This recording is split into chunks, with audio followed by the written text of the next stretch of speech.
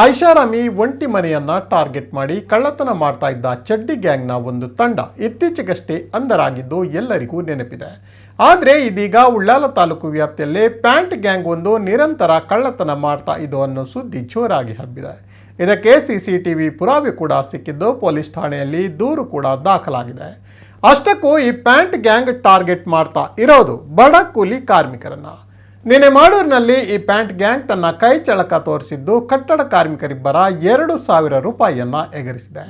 ತಮ್ಮ dress ಬಿಚ್ಚಿಟ್ಟು ಕಟ್ಟಡವೊಂದರಲ್ಲಿ tiles ಅಳವಡಿಸುವ ಕಾರ್ಯದಲ್ಲಿ ನಿರತರಾಗಿದ್ದ ವೇಳೆ ಅಲ್ಲಿಗೆ ಬಂದ ಗಟ್ಟಿಮುಟ್ಟಾದ ಪ್ಯಾಂಟ್ ಧರಿಸಿದ್ದ ವ್ಯಕ್ತಿಯೊಬ್ಬ ನೇರ ಕಟ್ಟಡದ ಒಳಗೆ ಹೋಗಿದ್ದಾನೆ. ಅಲ್ಲೇ ಕಾರ್ಮಿಕರು ಬಿಚ್ಚಿಟ್ಟಿದ್ದ ಡ್ರೆಸ್ ತಡಕಾಡಿ ಅದರಲ್ಲಿದ್ದ 2,000 ರೂಪಾಯಿ ಎಗರಿಸಿ ಎಸ್ಕೇಪ್ ಆಗಿದ್ದಾನೆ.